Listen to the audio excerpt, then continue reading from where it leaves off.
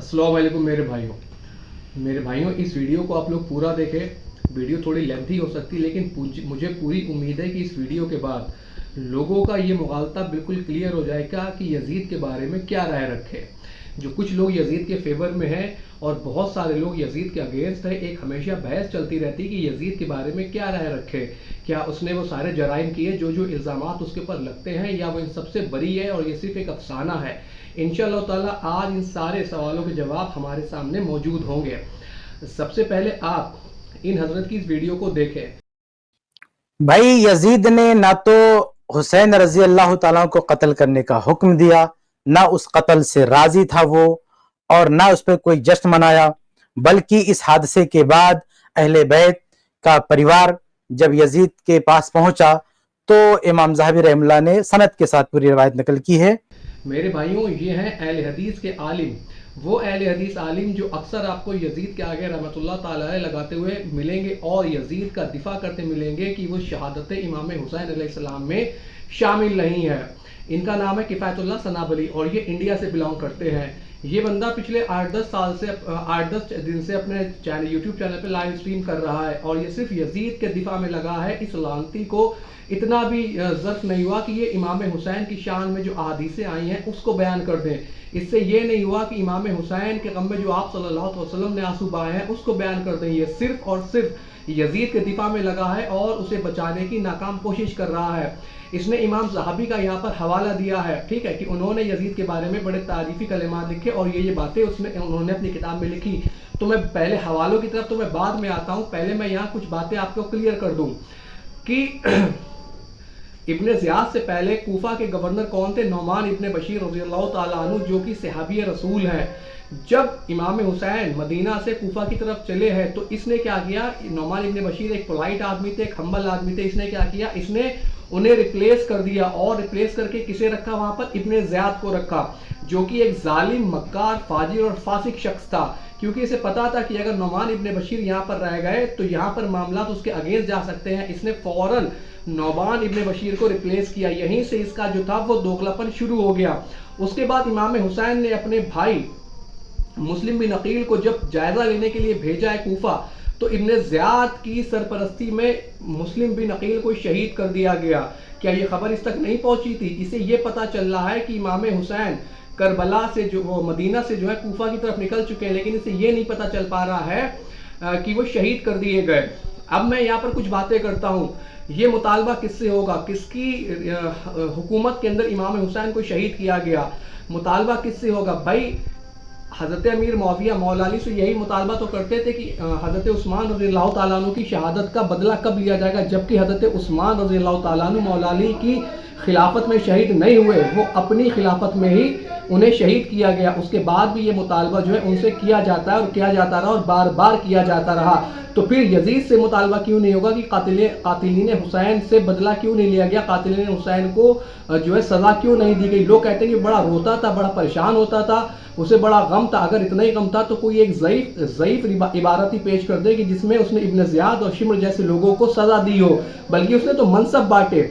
अब आते हैं इसके जवाब की तरफ। इसने जो इमाम ज़हाबी का हवाला दिया, इमाम ज़हाबी तारीख़ुल इस्लाम जिल्द 5 सफ़ा 30, और यजीद ने अहले मदीना के साथ वो कुछ किया जो इसने किया और इमाम हुसैन इनके भाइयों को शहीद किया।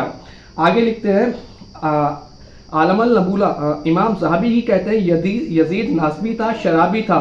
इसकी हुकूमत हुसैन की शहादत पर शुरू हुई और वाक़या हर्रा पर ख़त्म हुई। आगे ये अपनी वीडियो में कहता है कि यजीद की हुकूमत जो थी इस्लामिक हुकूमत थी। खुद अहले हदीस आलिम शेखुल इस्लाम फतावा सनाइया सनाउल्लाह अमृतसरी लिखते हैं, वो कहते हैं यजीद की हुकूमत कैसर व किसरा की तरह है। और लिखा इमाम हुसैन अल्लाह के लिए निकले। इब्ने कसीर ने अल बिदाया वल निहाया जिल्द 6 सफ़ा 262 में लिखा, वाक़या हर्रा की वजह यह हुई कि एक शख्स दमिश्क गया यजीद के पास। जब वापस आया तो उसने अपने घर वालों से यजीद की शराब नोशी और दीगर बुराइयों का जिक्र किया, जिसमें सबसे बुरी आदत थी कि वो नशे की हालत में नशे की वजह से नमाज को छोड़ देता, जिस वजह से अहले मदीना ने यजीद की बैत तोड़ दी और उसके रिजल्ट में वाक़या हर्रा हुआ। इमाम बैकी दलाल नबुवा में लिखते हैं 3 दिन तक अहले मदीना पामाल किया गया। मुस्नद अहमद में सही सनद से हदीस है 15,962 नंबर, जिसमें अहले मदीना, नबी पाक फरमाते हैं, जिसने अहले मदीना को खौफ ज़दा किया اللہ اسے خوف زدہ کرے گا اور اس پر اللہ کی لعنت ہو. تو یزید نے اہل مدینہ کو خوف زدہ کیا اور نبی پاک نے ان پر اللہ کی لعنت بھیجی ہے, یعنی یزید پر بھی لعنت پڑتی ہے. حافظ ابن حجر اسقلانی تہذیب التہذیب جلد 11 صفحہ 316. عمر بن عبدالعزیز کے سامنے ایک شخص نے یزید کو امیر المومنین کہا تو عمر بن عبدالعزیز نے اسے 20 کوڑے لگوائے.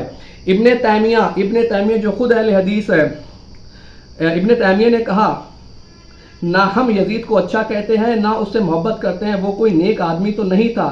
ان سے سوال ہوا کہ کیا آپ اس پر لعنت نہیں کرتے, کیا اس نے حسین کو شہید نہیں کیا؟ جواب میں ابن تیمیہ کہتے ہیں کہ ہم کسی پر نام لے کر لعنت کرنے کے قائل نہیں, ہم وہی کہتے ہیں جو قرآن نے کہا کہ ظالموں پر اللہ کی لعنت ہو. کتاب کا نام ہے مجموعہ فتاوی جلد 4 صفحہ 487. شاہ محدث دہلوی اپنی کتاب کے اندر لکھتے ہیں یزید کو فاسق کہا حجت البالغہ جلد 2 صفحہ 333. آگے لکھا حجت البالغہ صفحہ 2 جلد 2 صفحہ 330 پر کی برائی اور ضلالت کی طرف بلانے والا شخص یزید ہے. اب معجم الکبیر جلد 3 صفحہ 15.